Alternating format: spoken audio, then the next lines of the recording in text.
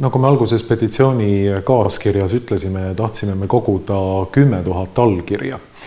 Ja need allkirjad olid mõeldud Justiitsministeeriumis kavandatava sooneutraalse partnerlusseaduse vastu. Ja mida me saavutasime tegelikult oli see, et praeguseks on koos siis 38 043 allkirja ja seda on nüüd küll kõvasti rohkem, kui me algselt lootsime. Nii et tegelikult on algatatud päris suur kodaniku rinne, võiks isegi öelda teatav rahva liikumine traditsionaalsete pereväärtuste, tervemõistuslike pereväärtuste kaitseks. Kurb ja väga ohtlik tõsiasi on samas see, et praegusel hetkel Justiitsministeeriumis menetletakse küsimust sellest, kas vaenu õhutamise koosseisu laiendada ja homoaktivistid on väga selgelt väljendanud seisukohta, et nende arvates tuleks keelustada ka kõik sellised seisukoha väljendused, mis võivad tunduda nendele solvavad. Nii et kui see seadusemuudatus läbi läheb, siis selle alusel võiks juba meie kampaaniasuguste initsiatiivide suhtes märksa tõsisemaid sanktsioone rakendada, nii et me peame kindlasti seisma selle eest, et see seadus läbi läheks, sest see on tõsiseks ohuks sõnavabadusele Eestis. Kuna kampaania kulutused on päris suured nii postituse osas kui kampaania materjalide ettevalmistamiseks, siis oli kriitilise tähtsusega see, et inimesed annetaksid, et see kampaania saaks edasi kesta ja jõuda oma loodetud tulemuseni. Kui me nagu ainult räägime sellest, kuidas asjad on halvasti ja lähevad halvemuse poole, et siis sellest pole palju kasu, kui me ei jõua kunagi arusaamiseni sellest, et me oleme ise kutsutud midagi ette võtma selles olukorras, kui me nagu kodanikud oleme tegelikult. Selles mõttes see, mida me siin teeme, on ka väga oluline just nimelt tegeliku kodanikuühiskonna ülesehitamise seisukohast, et on reaalselt 10 000 inimesed, kes seda liikumist toetavad. Mitte nii, et me pöördume siin Sorose fondi poole või Sotsiaalministeeriumi poole või Euroopa Liidu programmi Progress poole selleks, et rahvale mingisuguseid pööraid põhimõtteid peale suruda. Seal pole kodaniku liikumisega mitte midagi pistmist ja tegelikult oleks viimane aeg hakata seda otse välja ütlema. See ei ole mingi kodaniku liikumine, vaid selle kodaniku liikumise sellise ilusa fassaadi taha on lihtsalt maskeerunud väga jõulised, rahvusvahelised ja jõukad ideoloogilised huvigrupid. Kui kampaania algusest oli möödunud umbes nädal, siis saabus see tipphetk, kus kõige rohkem vastuseid laekus tagasi ja kõige suurem kogus kirju, mis meile päevas tuli korraga, oli 5000 kirja ühel hommikul laekus meile, mille peale me pidime tükk aega nagu kukalt kratsima, et kuidas me nüüd suudame need andmed sisestada ja inimestele vastused tagasi saata. Siis me olime sunnitud kutsuma appi vabatahtlikke, kes käisid meil siin mitmel õhtul ja ööl abiks. Ja neid võis olla oma 15-20, kes olid siin selleks, et aidata meil tagasi saadetavate kirjade hulka kokku pakkida, ümbrikusse toppida ja liimida, et me suudaksime jälle järje peale saada. Sellistesse kastidesse nad siis kogunevad hommikul. Tuleb postiauto, toob meile järjekordse kastitäie või pakitäie petitsioone, siis me siit kanname andmebaasi sisse ja kogume nendesse kastidesse, arhiveerime ära ja need konkreetsed lehed jäävad meie kätte ja anname edasi lihtsalt inimeste nimed ja koos maakondadega, kust nad on pärit. See seinatäis on siis erinevatest Eesti maakondadest laekunud petitsioonid neile. Kogu see riiuli täis. Kõik kastid ei olegi tegelikult siin, et meil on veel... Kõik kastid ei ole siin ja osad on juba kinni pandud ja ära tõstatud eest. Aga kus meil need ilusamad petitsioonid on? Kaunimad petitsioonid on, jah. Kaunimad palad. Ma toon kohe... Kaunimad palad petitsioonidest.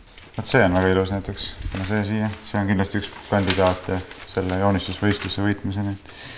Aga no, eks see on üks nendest põhilistest asjadest, mida me näeme, et prevaleerib selline arenguidee, eks, et ongi, et isegi need, kes on vastu sellele homoabielu, nii-öelda homoabielu seadustamisel ütlevad parimal juhul, et me ei ole selleks veel valmis. Just kui see oleks mingisugune arengupeetuse väljendus. Et peame veel natukene arenema, et küll me siis selleks valmis saame ükskord. Või siis nad ütlevad lihtsalt seda, et me ei ole veel piisavalt indoktrineeritud, et seda asja vastu võtta lihtsalt. No teisi sõnu. Jah. Et selline progressi idee, nagu see oleks tingimata suure progressi väljendus, et see on kahjuks väga levinud.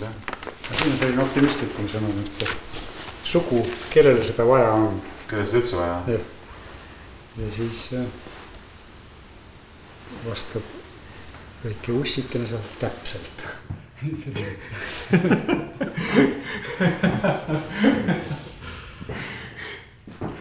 Täpselt.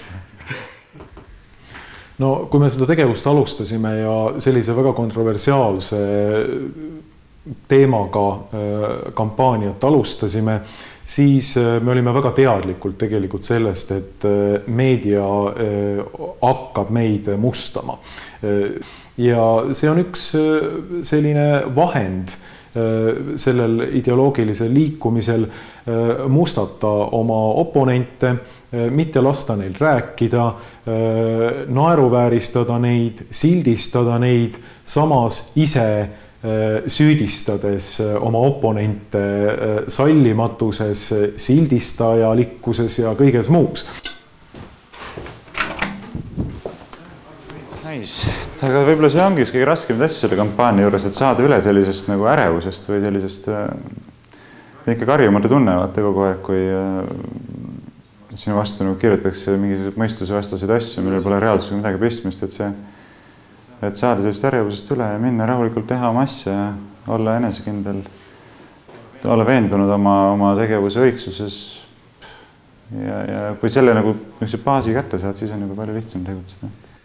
No esimene kõik kriitilisem sündmus kampaania käigus oli kindlasti see, kui meie poole pöörduti Tarbijakaitseametist ja anti mõista, et meie vastu on esitatud kaebus ja mille kohaselt siis meie kampaania kujutavat vaenu õhutamist, levitavat väärinformatsiooni ja nii edasi ja nii edasi. Ja no teine väga ebameeldiv hetk oli loomulikult see, kui oma aktivistid meie selja taga meie tööandjate poole pöördusid. Üritati saavutada seda, et meie vastu rakendatakse sanktsioone, et me jääksime siis ilma töökohata, tõenäoliselt oli see eesmärgiks või et mingeid muid ebameeldivusi meile sellega seonduvalt tekiks. Mina nimelt töötan Vanalinna hariduskolleegiumis gümnaasiumis filosoofia õpetajana ja haridusametile olevas kirjas siis öeldi seda, et tuntakse muret gei noorte saatuse pärast minu kui kurja homofoobi tundides.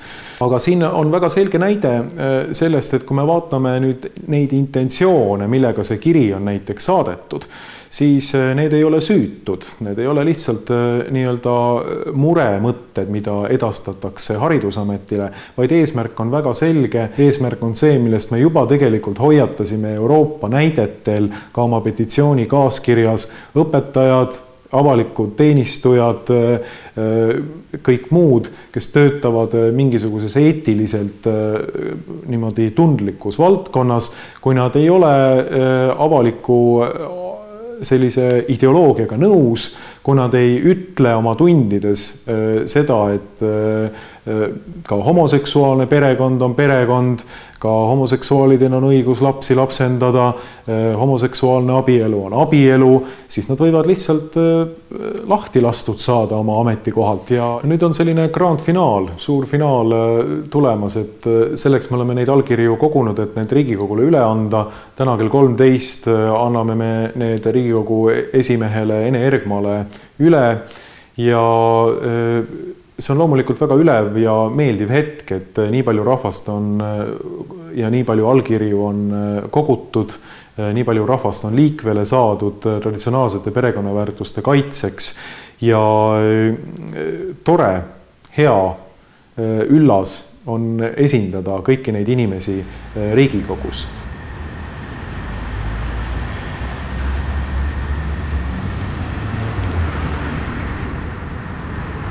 Normaalsel juhul peaks demokraatia just niimoodi toimima, et inimesed ise koonduvad, ise väljendavad oma seisukohti ja ise tulevad siia Toompeale ja ütlevad, mis see on, millesse me usume, millised on need tõekspidamised, millest lähtudes peaks ühiskonda korraldama. Ja selles mõttes on hästi hea tunne, et me teeme nagu õiget asja, et huvitav, et meie ise, kes me ei ole, ma arvan, kõige tulihingelisemad demokraatia pooldajad, mitte vähemalt ilma igasuguste tingimusteta, antud juhul käitume palju demokraatlikumalt kui suur osa nendest inimestest, kes igapäevaselt jutlustavad demokraatiat. Eks see on paradokside aeg, kus me elame. Ja peab tunnistama, et mingisuguse ärevuse asemel on teatav rahu südames. On tehtud tööd, on kampaania läbi viidud, kampaania on saanud suure soosingu osaliseks ja nüüd me oleme siin, lõpetame sellise suure töö sellega, et viime need üle. Teeme seda, mida me oleme lubanud algusest peale. Aga soosing on kindlasti olnud tohutu suur, aga põhiliselt inimeste poolt, kes muidu sõna väga ei võta. Ja teiselt poolt on olnud päris teravaid ja õõvastavaid rünnakuid inimeste poolt, kes kogu aeg lobisevad midagi.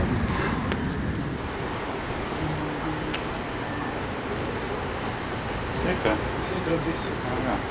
Ei hakkasin küll.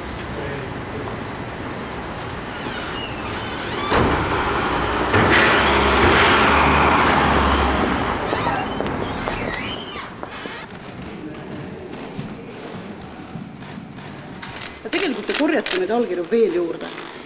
See petitsioon jääb avatuks ja, et ka edaspidi on inimestel võimalik sellega liituda, kes tunnevad, et nad samamoodi mõtlevad.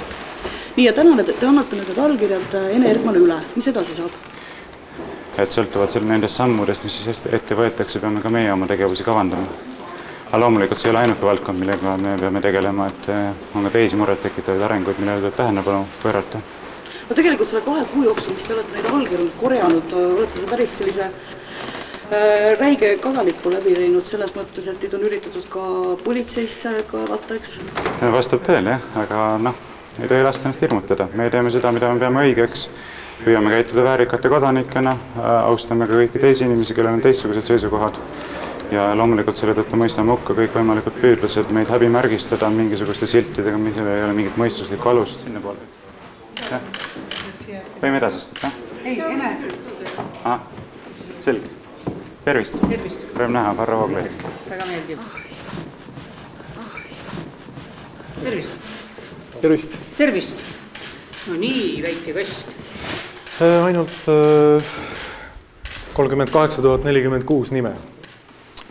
Et esiteks mul on suur rõõm ja au, et ma ei viibi siin täna mitte iseenda nimel ega ka meie 4 või meie 10 nimel, kes meie delegatsiooni kuuluvad, vaid et me oleme siin täna siiski tõepoolest, nagu selle kasti peal ka kirjas, enam kui 38 000 inimese esindajatena. Ja kui sügisel pöördus Justiitsministeerium erinevate huvigruppide poole palvega väljendada siis seisukohta selle niinimetatud kooseluseaduse küsimuses, ehk kujundada seisukoht selles osas, kas peaks andma õigusliku tunnustuse perekonnana ka paaridele, mis koosnevad samast soost isikutest, siis meie pidasime eesmärgiks teha teatavaks ka väga suure osa Eesti inimeste hulk, kes ei kuulu ühtegi spetsiifilisse huvigruppi. Ja sellepärast ongi mul väga hea meel, et me saame nüüd teile kui Riigikogu esimehele teatavaks teha rohkem kui 38 000 inimese seisukoha selles küsimuses. Ja meie petitsiooni sõnum on selles mõttes väga lihtne. Et loomulik perekond on mehe ja naise ühendusel rajanev fundamentaalne ühiskondlik institutsioon, mida ei tohi ideoloogilistest moevooludest ja radikaalselt meelestatud vähemuste nõudmistest lähtudes kergekäeliselt ümber kirjutada.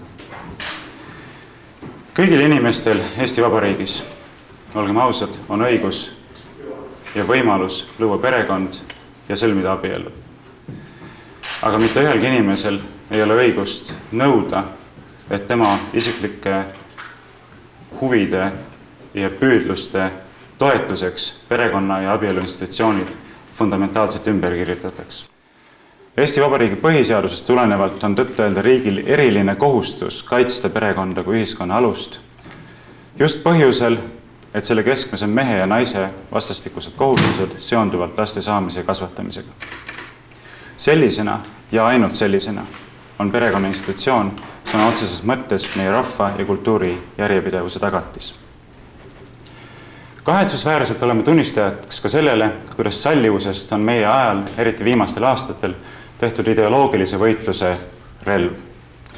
Üha tihemini süüdistatakse sallimatuses ja vihkamises kõiki neid, kes ei nõustu aastasadu ühiskonnaelu aluseks olnud üldinimlikest tõekspidamistest lahti ütlema.